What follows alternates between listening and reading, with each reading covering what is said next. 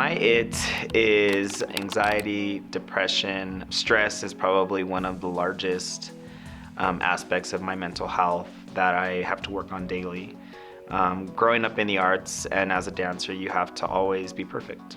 You know, that's one of the things that is a good trait to have and also a bad trait to have. El soporte que yo tengo para mi mental health son dos personas en particular, que es mi madre. Mi madre sufre de ansiedad y ha sufrido desde chiquita.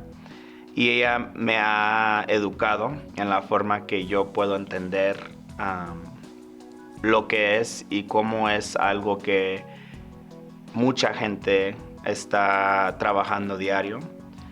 Pero más importante, mi esposo, él es alguien que me ve diario cómo estoy trabajando y tratando de mejorar mi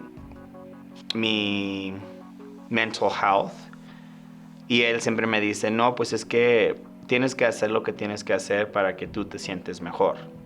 Y si tú te estás viviendo una vida que estás sufriendo, pues ¿por qué estás viviendo al final de cuentas? O sea, es algo que si tienes la opción de poder mejorar tu mental health, pues en reacción de eso vas a tener una vida más sana. You know, and I think it has to do with the trauma that we grow up with, the ancestral trauma that we have. You know, we have trauma in our blood from many years behind. And so you really can't get rid of that unless you work through it. But in order to get to that point, you have to have something that's supporting you to be able to talk about it. I would say just talk about it. I think the main thing that we do is we tend to hide our emotions, and especially in the macho culture that we live in, and not just in the Latinx population, but machismo is all around us. But I think the whole like get up and don't cry, you're okay, and nothing's like all that stuff, we need to kind of stop doing that, because then we tend to hide everything that we're feeling in our emotions. And I will say it starts in the house. You know, I think as a parent, you have a lot on your shoulders. And as a parent, you're the one that has to educate your children, not teachers. I mean, teachers are there to support, but it all starts in the house. It all starts from a young age, you know?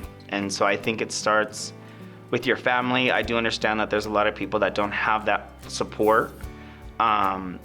But I think in speaking an LGBTQ community, like we find our own family and we find that our own support. You know, it may not be blood, but it is somebody that understands exactly what you're going through.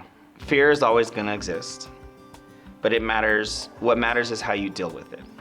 I think that we grow up in a society where we are trained based on fear, like fear of being made fun of, fear of being bullied, fear of being told you're gay, fear of all these. I mean, even I remember when I was younger, even the color of like the color I would use to go to school, the shirt, I was afraid. You know, I was afraid. And I think it has to do with, I would tell myself, accept yourself for who you are. And everything you're feeling is normal to you.